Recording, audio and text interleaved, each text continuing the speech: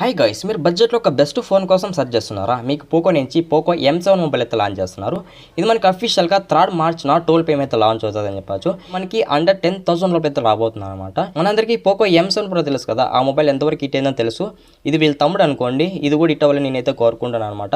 Main మనకి Poco M7 features అయితే highlight చేస్తారు అనమాట. ఒకటి ప్రాసెసర్, అలాగే కెమెరా డిపార్ట్మెంట్, అలాగే డిస్ప్లే అని చెప్పచ్చు.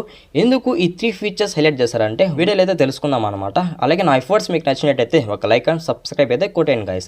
ఇంకా మనము ఈ పోకో M7 పూర్తి స్పెసిఫికేషన్ తెలుసుకుందాం. ఏమేమి ప్లస్ పాయింట్స్ ఉన్నాయి, ఏం తగ్గించారు, ఇంకా ఏమేమి పెట్టాలనేది పూర్తిగా అయితే మాట్లాడకపోతుంది అనమాట. ఫస్ట్ మనము ఈ mobile design and build call చూసినట్టయితే మనకి ఫ్రంట్ అయితే ఫ్లాట్ డిస్ప్లే ఉంటుంది, బ్యాక్ అయితే ప్లాస్టిక్ ఫినిష్ ఉంటుంది, సైడ్ కూడా ప్లాస్టిక్ ఫినిష్ ఉంటుంది అనమాట. అలాగే ఇది మనకి స్టీరియో స్పీకర్స్ రాబోతుంది. ఇందులో మనకి 3.5 అడ్వాన్స్ జాక్ అయితే ఉంటుంది అని చెప్పొచ్చు. అలాగే 150% అయితే మనకి వాల్యూమ్ అయితే బూస్ట్ చేస్తామని చెప్తున్నారు అనమాట. అలాగే ఇది మనకి సైడ్ మోటార్ ఫింగర్ ప్రింట్ రాబోతుంది. మనకి IP52 వాటర్ రేటింగ్ ఉంటుంది అనమాట. ఇది మనకి 190 గ్రామ్స్ అయితే వెయిట్ ఉంటుంది అని చెప్పొచ్చు అనమాట. పర్లేదు, మనకి డిజైన్ అండ్ బిల్డ్ క్వాలిటీలో కొంచెం డీసెంట్ కూడా అని చెప్పొచ్చు.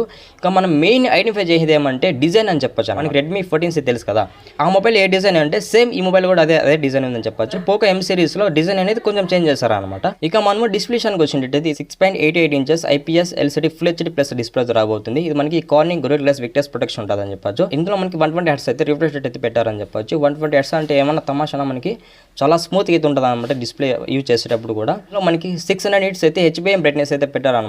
మనకి ఈ బ్రైట్నెస్ అనేది కొంచెం బెటర్ ఉంటుంది అనమాట ఇండోర్ కానీ అవుట్డోర్ కానీ యూజ్ చేసేటప్పుడు. అలాగే ఇందులో మనకి 240 Hz అయితే సాంప్లింగ్ రేట్ ఉంటుందని చెప్పొచ్చు. అంటే మనకి టచ్ కూడా చాలా క్విక్ అయితే రెస్పాండ్ ఉంటుంది అనమాట.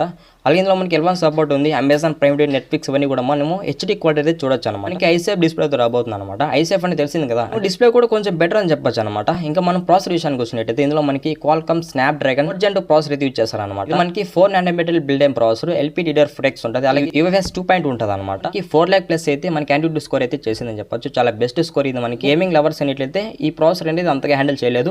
అంటే మీడియం గేమ్స్ అయితే హ్యాండిల్ చేయగలదు అనమాట. అంటే టెంపుల్ రన్ కానీ, క్యాండీ క్రష్ కానీ, ఫ్రీ ఫైర్ ఇలాంటివి అయితే పర్లేదు, మనకి కొంచెం బెటర్ ఉంటుంది.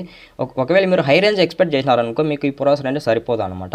ఇంకా మీకు డే టు డే టాస్క్ కానీ, ఇంకా మీకు డైలీ యూజెస్ కానీ కొంచెం బాగుంటుంది అనమాట ఈ ప్రాసెసర్ అనేది. అలాగే ఇది మనకి Android 14 రాబోతుంది. ఇక్కడ 2 years అయితే Android అప్డేట్స్ అయితే ఇస్తామని చెప్తున్నారు. అలాగే 4 years అయితే సెక్యూరిటీ అప్డేట్స్ అయితే ఇస్తామని చెప్తున్నారు అనమాట. పర్లేదు మనకి ఇక్కడ కూడా, అంటే సెక్యూరిటీ అప్డేట్స్ 4 years ఇచ్చారంటే ఇంతకన్నా బెస్ట్ ప్లేస్ పాయింట్ ఏదో ఉండదు. ఇందులో మనకి ర్యామ్ ఎక్స్పాన్షన్ ఉంది అనమాట. అప్ టు 12 GB వరకు అయితే మనం ర్యామ్ అయితే ఎక్స్పాండ్ చేసుకోవచ్చు. ఇక మనం కెమెరా విషయానికి వచ్చినట్టయితే ఇది మనకి ట్రిపుల్ కెమెరా సెటప్ ఉంటుంది, ఒక ఫ్లాష్ అయితే ఉంటుంది అనమాట. మనకి ఇక్కడ మెయిన్ కెమెరా చూసినట్టయితే 50 MP ఇచ్చారు.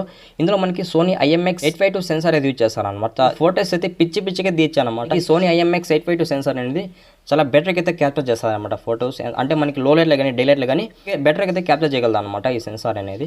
అలాగే మన రేర్ కెమెరా యూజ్ చేసుకొని 1080p 30 fps అయితే వీడియో రికార్డ్ చేయొచ్చు అనమాట. అలాగే మన సెకండరీ కెమెరా చూసినట్టయితే 2 MP మ్యాక్రో కెమెరా ఇచ్చారనమాట. ఇంకా మనం దీన్ని కూడా యూజ్ చేసి మ్యాక్రో షార్ట్స్ కానీ ఇవన్నీ అయితే తీయచ్చు అనమాట. పర్లేదు, బ్యాక్ కెమెరా విషయానికి వచ్చినట్టయితే కొంచెం బెటర్ అని చెప్పొచ్చు. ఎందుకంటే బడ్జెట్ మొబైల్ కదా, దానికి తగిన విధంగా కెమెరాస్ కూడా పెట్టారనమాట. అలాగే మనం ఫ్రంట్ కెమెరా విషయానికి వచ్చినట్టయితే 8 MP ఇచ్చారనమాట. 8 MP అంటే కొంచెం డీసెంట్గానే వస్తాయి అనమాట ఫోటోస్. చాలా లో ఫోటోస్ అయితే మీరు ఎక్స్పెక్ట్ చేయొచ్చు. కెమెరా ఫీచర్స్ విషయానికి వచ్చినట్టయితే ఇదన్నీ మనకు తెలిసిందే కదా, పోర్ట్రేట్ మోడ్ కానీ, అలాగే స్లో మోషన్ మోడ్ కానీ, అలాంటి కొన్ని మోడ్స్ ఉంటాయి కదా, ఇవన్నీ కూడా ఇందులో కూడా ఉన్నాయని చెప్పొచ్చు. ఇక మనం మెయిన్ మాట్లాడుకోవాల్సిన బ్యాటరీ అనమాట. ఇందులో మనకి 5160 mAh బ్యాటరీ పెట్టారు అనమాట. పర్లేదు, మనకి బడ్జెట్ మొబైల్ కదా, ఈ బ్యాటరీ సరిపోతుంది అనమాట. నేను ఎక్స్పెక్ట్ చేసినామంటే 600 mAh బ్యాటరీ పెడతారేమో అనుకున్నా, బట్ పెట్టలేదు. ఇక్కడ మనకి 33 watts అయితే ఫాస్ట్ ఛార్జింగ్ సపోర్ట్ అయితే చేస్తుందని చెప్తున్నారు అనమాట. అంటే మనకి బాక్స్లో వచ్చేదేమో 33 watts, బట్ మొబైల్ సపోర్ట్ చేసేదేమో 18 watts అని చెప్తున్నారు అనమాట. పర్లేదు, మనకి 33 watts అంటే మనకి 1 hour 40 minutes అయితే పడుతుంది అనమాట ఫుల్ ఛార్జ్ అయ్యేదానికి. ఇంకా ఫైనల్గా ఈ మొబైల్ బడ్జెట్ సరిపోతుంది బ్రో అంటే ఖచ్చితంగా సరిపోతుందండి మీకు. డే టు డే టాస్క్ కానీ, అలాగే డైలీ యూజెస్ కానీ ఈ మొబైల్ అయితే చాలా బాగుంటుంది అని చెప్పొచ్చు. మీరు బడ్జెట్ కెమెరా ఫోన్ కోసం ఎదురు చూసినట్టయితే మీకు ఈ మొబైల్ అయితే సెట్ అవుతుంది అనమాట. పర్లేదు, మనకి ఈ మొబైల్లో కూడా స్పెసిఫికేషన్స్ అన్ని కూడా చాలా బెటర్ అయితే ఉన్నాయని చెప్పొచ్చు. ఎవరైతే మన వీడియో లాస్ట్ వరకు చూసింటారో ఒక లైక్ అండ్ సబ్స్క్రైబ్ అయితే కొట్టండి గైస్. వీడియో నచ్చింది అనుకోండి, కంపల్సరీగా ఒక లైక్ అయితే ఇవ్వండి.